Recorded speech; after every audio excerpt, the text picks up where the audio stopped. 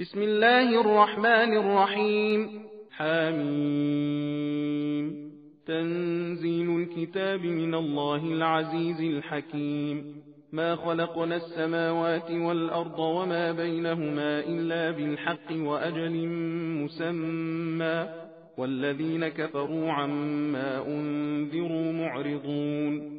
قل أرأيتم ما تدعون من دون الله أروني ماذا خلقوا من الأرض أم لهم شرك في السماوات، ائتوني بكتاب من قبل هذا أو أثارة من علم إن كنتم صادقين.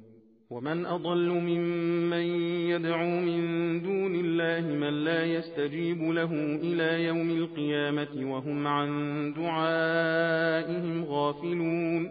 وإذا حشر الناس كانوا لهم أعداء وكانوا بعبادتهم كافرين. وإذا تتلى عليهم آياتنا بينات قال الذين كفروا للحق لما جاءهم هذا سحر مبين.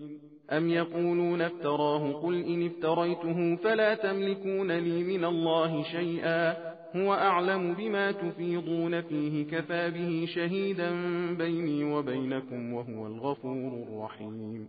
قل ما كنت بدعا من الرسل وما أدري ما يفعل بي ولا بكم إن أتبع إلا ما يوحى إلي وما أنا إلا نذير مبين.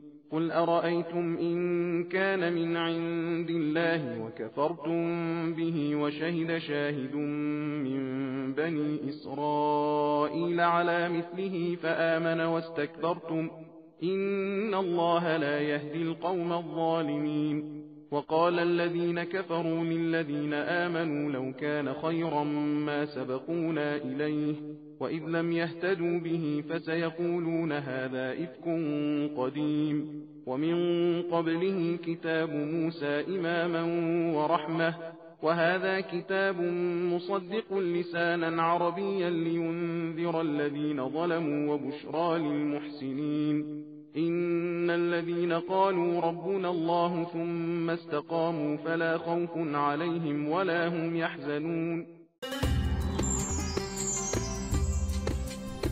सबील कुरान हिदायत का रास्ता।